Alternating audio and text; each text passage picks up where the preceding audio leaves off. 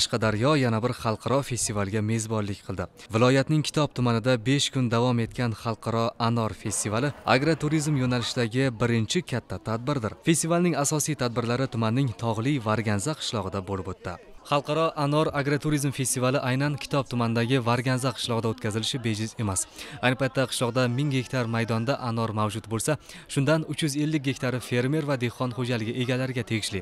Qolgani shu qishloqda istiqomat qiluvchi aholi tomorqasida ekilgan. Qishloqning o'zida anor eksporti bilan shug'ullanuvchi 30 dan ortiq tadbirkor faoliyat yuritadi.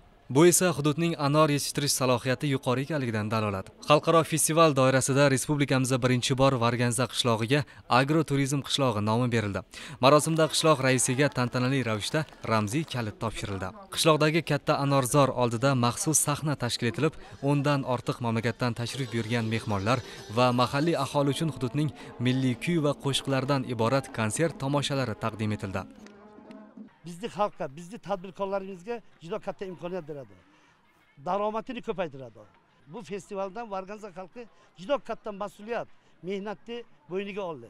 Kelajakda bizlar anorni chet mamlakatlarga, ayniqsa Rossiya, Qozog'iston, Koreyaga varganzaliklarni mana bugungi festivaldan foydalanib Yaponiyaga anor chiqarishni harakatini qilmoqda biz.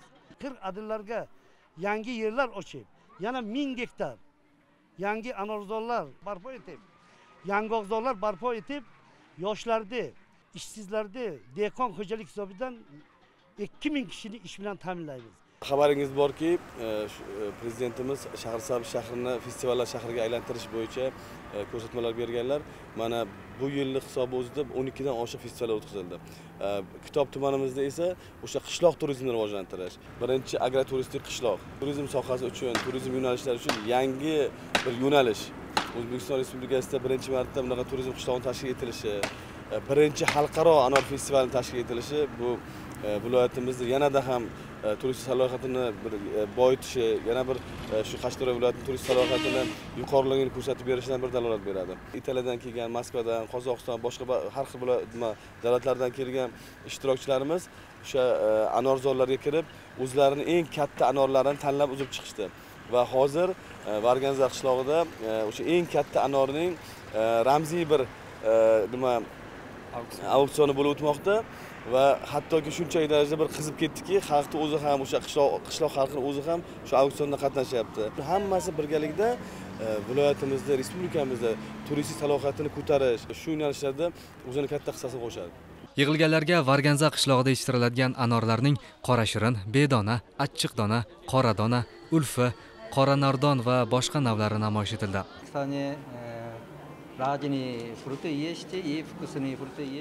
O'zbekistonda turli tuman mevalar yetishtiriladi. Ular juda ham chiroyli va shirin. Ko'plab mamlakatlarda ham iste'mol qilishadi, jumladan Janubiy Koreyada ham. Forumda Qashqadaryo anorlarini Janubiy Koreyaga eksportini tashkil etish bo'yicha yurtingiz vakillari bilan kelishuvga erishdik. Bu shu yildagi reja edi. Kelgusida kompaniyamiz hududdagi gilos, olcha mevalarini ham sotib olishni rejalashtirgan. Xalqaro anor festivaliga tashrif buyurgan xorijlik mehmonlar Varganza qishlog'idagi anorzorlarni aylanib yurishibdi. Ular bu anorzorlarda delik anorlarni qanday parvarish qilish jarayonlarini kuzatishyapti. Qolaversa, o'zlari mana shu anorlarni uzish, ko'rish imkoniyatiga ham ega bo'lishyapti.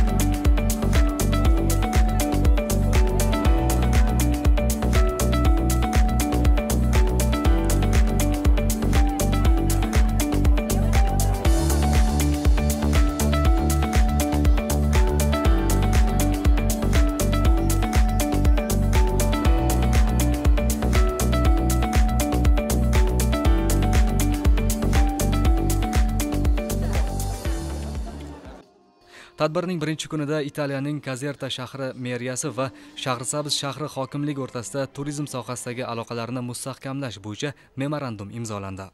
Memorandum imzolanganligidan keyin buni to'xtab qolinmaydi albatta. Shahrisabz shahar hokimligi va madaniyati turizmchilari ikkinchi qadam biz Italiyaning Casertasiga tashrif buyuramiz. Va Casertaning turistik salohiyati ham juda katta. Yiliga 3 millionga yaqin turist kelib ketadi. Casertada Reggia di Caserta degan bir katta saroy bor. Va hozir shunaqa bir kelishuv olib borilyaptiki, saroyda Shahrisabzning madaniyati, O'zbekistonning madaniyat kunlarini o'tkazishni o'zimiz uchun bir katta bir reja qilib olganmiz va shu haqida ham mana shu uchrashuvlar mobaynida kelishuvlarga imzo qo'yiladi. Assalomu alaykum. I'm very glad to see here in Shahrisabz, and this is my 29th visit in Uzbekistan. O'zbekistonga 29-chi tashrifim. Bugun eng muhim maqsadimga erishdim. Ona shahrim Caserta va Shahrisabz o'rtasida hamkorlik memorandumi imzolandi. Ishonchim komilki, bugundan boshlab qadimiy shaharlar o'rtasidagi samarador aloqalarning yangi davri boshlanadi. Casertada ham Shahrisabz kabi UNESCO ro'yxatiga kiritilgan 2 yodgorlik bor. Italiyada ham O'zbekiston madaniyatini namoyon etuvchi tadbirlar uyushtirish rejalashtirilgan. Shahrisabz yildan yilga rivojlanib bormoqda. 1-2 yil tanaffusdan so'ng shaharga kelib, hayratda qoldim. Ijobiy o'zgarishlarga guvoh bo'ldim. The region and the city, and this is very positive. Festival viloyatning turizm salohiyatidan samarali foydalanish, boy madaniy merosimiz va tarixiy an'analarimizni to'liq saqlab qolish va ko'paytirish, milliy hunarmandchilik va bog'dorchilik bilan shug'ullanuvchi fuqarolarni har tomonlama qo'llab-quvvatlash va shu asosda hududda agroturizmni rivojlantirishga qaratilganligi bilan ahamiyatlidir. Ilk bor o'tkazilishiga qaramasdan katta tadbirga 10 dan ortiq mamlakatdan mehmonlar tashrif buyurgan.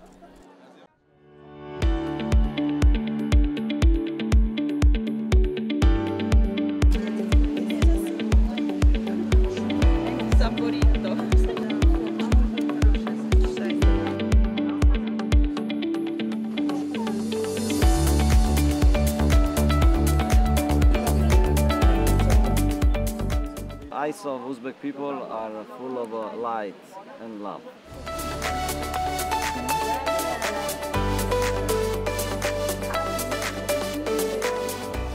Kitob tumanining So'lim qishloqlaridan biri Varganzada o'tkazilayotgan 1-xalqaro anor agroturizm festivali doirasida bir qator tadbirlar o'tkazishi ko'zda tutilgan, jumladan xorijiy sayyohlar hamda mahalliy mehmonlarni hududning diqqatga sazovor maskanlari, muqaddas qadamjolardan biri Hazrati Bashir ziyoratgohiga olib kelindi. Ular tasavvuf olimining mangu qo'rin topgan maskanida bo'lishyapti. Ularga shaxs haqida, qolaversa hududning boy o'tmishi, tarixi haqida ma'lumotlar berilyapti. Hazrati Bashir Hoji Ahmad Yassaviy tariqatiga ixlos qo'ygan karomatgo'y avliyodir. Qadamjoy joylashgan qishloqqa ham Hazrati Bashir nomi berilgan. Ziyoratgoh hududdagi sayyohlar qadami uzilmaydigan maskanlardan biri. Solo impressioni positive. Yurtingizga kelganimizda kutganimizdan ortiq kayfiyat bizni qurshab oldi. Ayniqsa guvoh bo'layotganimizdek, mana shunday boy tarix egalari meni ko'proq lol qoldirdi. Bu yerdagi insonlar har qanday odamga faqat so'zda emas, yurakdan do'stona munosabatda bo'ladi. Ular kuchli shijoat egalari ekanligiga amin bo'ldim. Men bu holatlarni ko'zlariga qarab angladim. O'zbek odamlarining ko'zi muhabbat va nurga to'la. Queste le persone. Mehmonlarda ziyoratgohdagi toshlar orasidan qaynab chiqayotgan buloq, Hazrati Bashirning hassasi deya e'tirof etiladigan archa daraxti, tepalik ostidagi chillaxona ayniqsa katta qiziqish uyg'otdi. Xalqimizda bayramlar, to'y tomoshalar oldidan ko'pkari musobaqalarini uyushtirish odat tusiga kirgan. Ko'pkari O'rta Osiyo xalqlarining qadimiy, milliy, ommaviy o'yinlaridan biri. Ushbu musobaqa asosan hosil bayramlari, to'y va sayillar munosabati bilan o'tkazilgan. Xalqaro anor festivalda ham ana shu an'anaga amal qilindi. Kitob tumanidagi So'lim Qaynar qishlog'ining kengliklarida ko'pkari musobaqasi uyushtirildi.